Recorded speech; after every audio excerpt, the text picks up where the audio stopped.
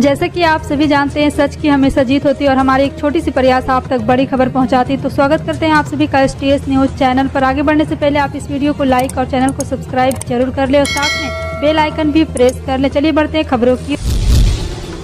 बंगाल की राजधानी कोलकाता में ईस्टर्न जोनल काउंसिल की बैठक जारी है। बैठक की अध्यक्षता केंद्रीय गृह मंत्री अमित शाह कर रहे हैं। इस बैठक में पश्चिम बंगाल, बिहार, झारखंड, उड़ीसा और सिक्किम के मुख्यमंत्री या उनके प्रतिनिधि भी शामिल हुए हैं। बैठक में BSF के अधिकारी भी मौजूद है। बैठक में सीमा सुरक्षा के मुद्दे पर मुख्यमंत्री ममता बनर्जी और BSF के अधिकारियों के बीच बहस हो गई है। बता दें, अरुणाचल प्रदेश के तवांग सेंटर में भारत और चीन सैनिकों के बीच हुई झड़प पर राजनीतिक बयानबाजी जारी है। राहुल गांधी ने इस मामले में मोदी सरकार पर हमला करते हुए कहा था कि चीन हमारे जवानों को पीट रहा है। वहीं कांग्रेस सांसद के इस बयान के बाद बीजेपी के नेताओं की ओर से तीखी प्रतिक्रिया आ रही। बीजेपी ने कांग्रेस नेता पर देश में भ्रम फैलाने और सैनिकों का मनोबल गिराने की कोशिश करने का आरोप लगाया। अब यूपी के मुख्यमंत्री CM योगी आदित्यनाथ ने इसकी निंदा की है। उत्तर प्रदेश के मुख्यमंत्री योगी आदित्यनाथ ने कहा है कि राहुल गांधी का बयान अत्यंत ही अमर्यादित, बचकाना और अंतरा और राष्ट्र विरोधी तत्वों को प्रोत्साहित करने वाला है। चुनावी रणनीतिकार प्रशांत किशोर ने शनिवार को बड़ा बयान दिया है। उन्होंने तेजस्वी यादव को बिहार का CM बनाने की सलाह दी है। मीडिया में बयान देते हुए उन्होंने कहा है कि तेजस्वी यादव को CM चुनने के लिए 2025 तक इंतजार करने की जरूरत नहीं है। गठबंधन में राजद का सबसे बड़ा हिस्सा है। ऐसे में नीतीश कुमार को उन्हें मुख्यमंत्री बनाना चाहिए। इससे तेजस्वी को 3 साल काम करने का मौका मिलेगा और जनता को उनके प्रदर्शन के आधार पर वोट देने होंगे। आपको बता दें कि PK की जन स्वराज पद यात्रा चल रही। यात्रा अपने 77वें दिन गुरुवार को बिहार के शिवहर पहुंची है। भारत ने 17 दिसंबर को बेंगलुरु के M चिन्नास्वामी स्टेडियम में नेत्रहीन T20 विश्व कप 2022 के फाइनल में बांग्लादेश को 120 रन से हराया। भारत में T20 विश्व कप चैंपियन का ताज अपने नाम किया है। भारत ने पहले बल्लेबाज करते हुए 277 का स्कोर बनाया। जवाब में बांग्लादेश 157 का ही स्कोर बना सकी। इसके जीत के साथ भारत ने इतिहास रच दिया, क्योंकि उन्होंने 2012 और 17 के बाद तीसरी बार खिताब जीता है। गोरखपुर में काकोरी के बलिदानों की याद में 19 दिसंबर को देश का सबसे बड़ा ड्रोन शो होगा। इसमें 750 ड्रोन जंगे आजादी के गाथा जीवंत करेंगे। शाम 5 बजे रामगढ़ ताल के सामने स्थित महंत दिग्विजयनाथ स्मृति पार्क में यह कार्यक्रम होगा। इस कार्यक्रम में मुख्यमंत्री योगी के साथ केंद्रीय संस्कृति एवं विदेश राज्य मंत्री मीनाक्षी लेखी और उत्तर प्रदेश सरकार के पर्यटन और संस्कृति मंत्री जयवीर सिंह भी मौजूद रहेंगे।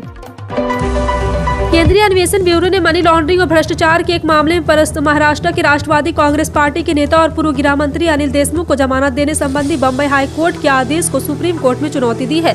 बम्बई हाई कोर्ट ने पिछले 12 दिसंबर को 73 वर्षीय NCP के नेता अनिल देशमुख को भ्रष्टाचार के एक मामले में जमानत दे दी थी।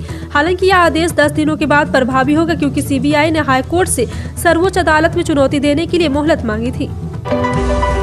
चीन में कोरोना वायरस का कहर फिर से बढ़ने लगा है। हालांकि कुछ मीडिया सूत्रों की माने तो सरकार इन पर पर्दा डालने की पुरजोर कोशिश कर रही है। मृत्यु प्रमाण पत्र से मौत की वजह कोरोना वायरस के बजाय अन्य बीमारियों को बता रहे। पूर्वी बीजिंग में एक सवादगिरा के बाहर शुक्रवार शाम को कई लोग कड़ाके की ठंड में खड़े रहे और सुरक्षात्मक उपकरण पहने हुए करती मृतक का नाम पुकारते तो एक रिश्तेदार ताबूत के पास आकर शव की शिनाख्त करता। इनमें से एक रिश्तेदार ने बताया कि इनका परिजन कोविड-19 से संक्रमित था। वित्त मंत्री निर्मला सीतारमण ने शनिवार 17 दिसंबर को राष्ट्रीय राजधानी दिल्ली में वस्तु एवं सेवा कर परिषद की बैठक आयोजित की। मेघालय के मुख्यमंत्री कानराड संगमा की अध्यक्षता में पिछले साल इस मुद्दे पर गठित मंत्रियों के समूह ने गुरुवार को वित्त मंत्री निर्मला सीतारमण को अपनी रिपोर्ट सौंपी थी। GST कानून के तहत की जाने वाली गड़बड़ियों को आपराधिक की श्रेणी से बाहर करने के संबंध में GST परिषद की कानून समिति ने मुकदमा शुरू करने के लिए मौद्रिक सीमा बढ़ाने का सुझाव दिया है। प्रदेश में नगर निकाय चुनाव को लेकर सियासी सरगर्मियां बढ़ गई। CM योगी आदित्यनाथ अपनी सरकार की उपलब्धियों के साथ शहरों को साधने में जुटे हैं। मुख्यमंत्री सभी नगर निगमों में प्रबुद्ध जन सम्मेलन कर चुके हैं। बीते 5.5 साल में शहरी सुविधाओं को सुदृढ़ करने को लेकर किए गए कार्यों को CM जनता के सामने रख रहे हैं। आवास, शौचालय, स्वच्छता, परिवहन, Svanidhi, smart city, integrated command एवं कंट्रोल सेंटर और ट्रैफिक मैनेजमेंट सिस्टम जैसे तमाम कार्यों को योगी सरकार निकाय चुनाव में अपनी बड़ी ताकत के रूप में देख रही है। केंद्रीय मंत्री VK सिंह ने शनिवार को देश में प्रशिक्षित सुरक्षा पेशेवरों की कमी की ओर इशारा किया और निजी सुरक्षा क्षेत्र में इस कमी को दूर करने का आग्रह किया। Central association of private security industry के वार्षिक सम्मेलन को सड़क परिवहन और नागरिक उड्डयन राज्य मंत्री ने संबोधित करते हुए कहा, यहाँ पर कुशल सुरक्षा कर्मी की कमी है और प्राइवेट सिक्योरिटी इंडस्ट्री सेक्टर को आगे आना चाहिए और इसकी कमी को पूरा करना चाहिए। यह जानकारी एक स्टेटमेंट में जारी की गई है। केंद्र ने शनिवार को कहा है कि खाद्य सुरक्षा कानून और अन्य कल्याणकारी योजनाओं के तहत जरूरतों को पूरा करने के लिए उसके पास पर्याप्त खाद्य भंडार है। वहीं सरकार ने कहा है कि वो लगातार जरूरी खाद्य पदार्थों की कीमतों पर नजर रख रही है, जिससे कि जरूरत पड़ने पर तेजी से प्रतिक्रिया दी जा सके। उपभोक्ता कार्य, खाद्य एवं सार्वजनिक वितरण मंत्रालय ने एक बयान जारी कर ये बात कही है। सर्दियां आते ही मार्केट में गीजर की डिमांड बढ़ जाती है। कड़कड़ाती ठंड में लोग गर्म पानी का ज्यादा इस्तेमाल करते हैं, इसलिए लोग पानी गर्म करने के लिए नया गीजर खरीदते हैं। अगर आप भी ठंड से परेशान और नया गीजर खरीदने वाले तो जरा इस खबर पर नजर दौड़ा लीजिए। सरकार ने गीजर के संबंध में एक नया नियम बनाया है, जिसके तहत अगले साल से 1 स्टार गीजर को प्रोडक्शन पर रोक लग जाएगी। इसका मतलब है कि 1 जनवरी से कोई भी company 1 star electric water heater नहीं बेच पाएगी। अगर ग्राहकों ने इसे वाटर हीटर या गीजर खरीदा तो नुकसान उठाना पड़ेगा। सस्ते गीजर के चक्कर में बाजार से 1 स्टार गीजर खरीदना आपको भारी पड़ सकता है। हिंद महासागर क्षेत्र में चीन की बढ़ती मौजूदगी के बीच अपनी समुद्री क्षमता को बढ़ावा देने के लिए स्वदेश निर्मित मिसाइल विध्वंस INS मोरमुगाओ का भारतीय नौसेना में शामिल किया जाएगा। भारतीय नौसेना के अनुसार यह युद्धपोत दूर संवेदी उपकरण, आधुनिक रडार और सतह से सतह पर मार करने वाली मिसाइल और सतह से हवा में मार करने वाली मिसाइल जैसी हथियार प्रणालियों में से लैस है। पश्चिम बंगाल पंचायत चुनाव के मद्देनजर तृणमूल कांग्रेस के राष्ट्रीय महासचिव अभिषेक बनर्जी ने भ्रष्टाचार के खिलाफ मोर्चा खोल दिया है कि शनिवार को भाजपा के गढ़ राना घाट में सभा में कटला वन पंचायत के धनीजा ग्राम प्रधान को उनके पद से इस्तीफा देने का निर्देश दिया। उन्होंने कहा कि मैं जानना चाहता हूं कि वह आखिर इस बार गांव कब गए थे। मुखिया 4 साल से गांव नहीं गए थे, आप क्यों पद पर हैं? पंचायत प्रधान प्रथम, प्रतिम और डे और यहाँ पे सोमवार सुबह तक अपना त्याग पत्र भेज देंगे और नए पंचायत प्रधान भी बनाए जाएंगे। रघुराम राजन जब भी बात करते हैं तो दुनिया बड़े ध्यान से सुनती है, लेकिन इस बार उनकी चर्चा उनके पैदल मार्च को लेकर हो रही। बुधवार को RBI के पूर्व गवर्नर राहुल गांधी की भारत जोड़ो यात्रा में शामिल हुए और अपने नए अवतार एक राजनेता के रूप में सामने आए। अच्छी खबर है कि आखिरकार मुखौटा उतर गया। इस पैदल मार्च ने दिखाया है कि यह अर्थशास्त्री किसके पक्ष में, भले ही उनके आलोचक नाखुश हो। मुंबई के घाटकोपर इलाके में शनिवार को पारेख अस्पताल के पास एक इमारत में आग लग गई। इसके बाद दमकल की 8 गाड़ियां मौके पर पहुंची। अधिकारियों ने बताया कि घाटकोपर में इमारत में आग लगने से एक व्यक्ति की मौत हो गई है, जबकि 2 अन्य घायल हुए हैं। मुंबई के DCP पुरुषोत्तम कराड ने कहा है कि पुलिस और फायर ब्रिगेड की मदद से सभी लोगों को रेस्क्यू करा लिया गया। उन्होंने कहा है कि आग पर पूरी तरह से काबू पा लिया गया है।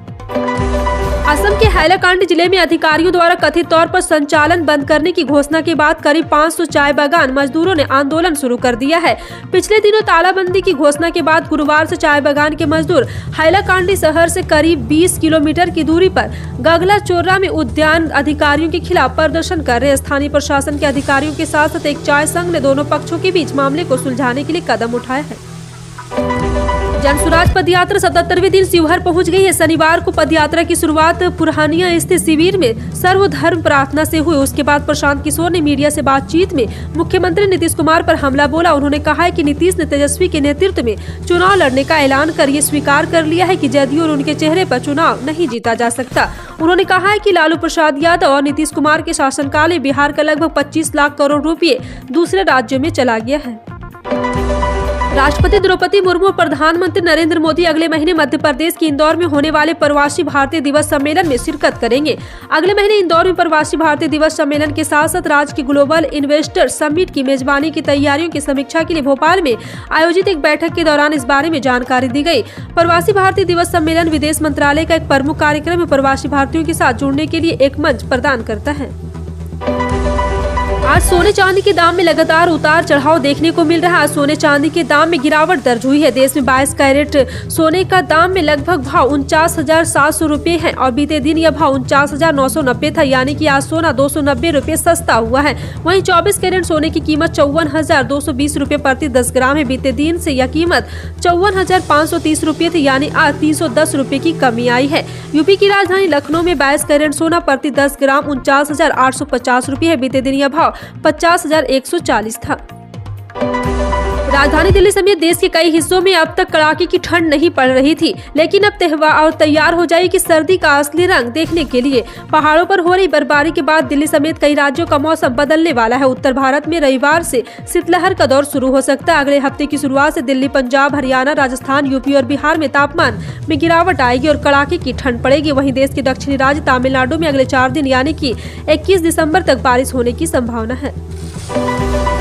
बता दें कच्चे तेल की कीमतों में वैश्विक बाजार में आज कमी आई है। ब्रेड क्रूड $2.17 गिरकर $39.4 प्रति बैरल पर ट्रेंड कर रहा है। वहीं WTI $110.82 की गिरावट के साथ $74.29 प्रति बैरल कर बिक रहा है। सरकारी तेल कंपनियों देश में आज शनिवार को पेट्रोल डीजल के नए रेट भी जारी कर दिए हैं और इसी के साथ आपको बता दें कि देश के कई राज्यों में पेट्रोल डीजल की कीमतों में बदलाव देखने को मिल रहा है।